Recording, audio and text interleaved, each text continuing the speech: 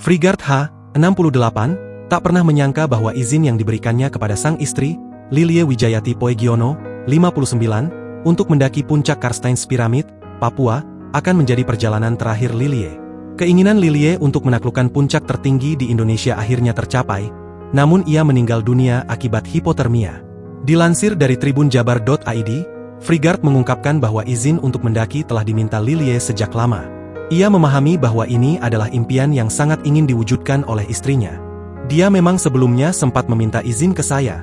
Izinnya sudah lama, sebetulnya, karena memang naik ke puncak Karstens merupakan cita-citanya yang belum tercapai.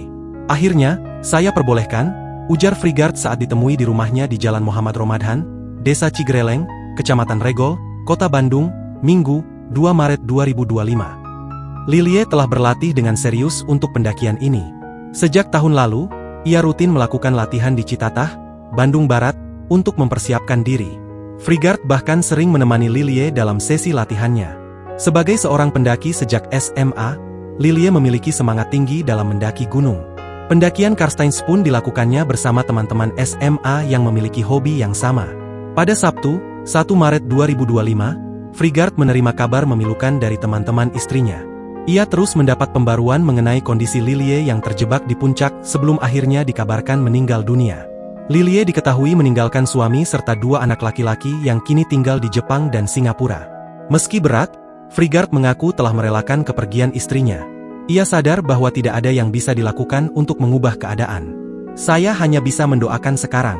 Semoga selamat evakuasinya, karena kalau selamat dalam hal hidup sebagai manusia sudah enggak, walau tak menutup kemungkinan kuasa Tuhan, katanya dengan mata berkaca-kaca.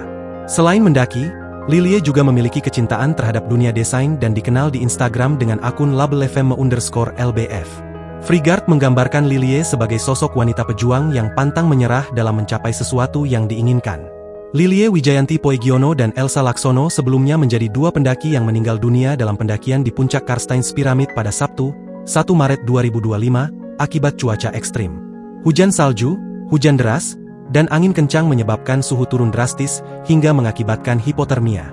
Selain Lilie dan Elsa, 3 pendaki lainnya, Indira Alaika, Alvin Regi Perdana, dan Saroni mengalami hipotermia namun berhasil bertahan hingga tim penyelamat tiba keesokan harinya.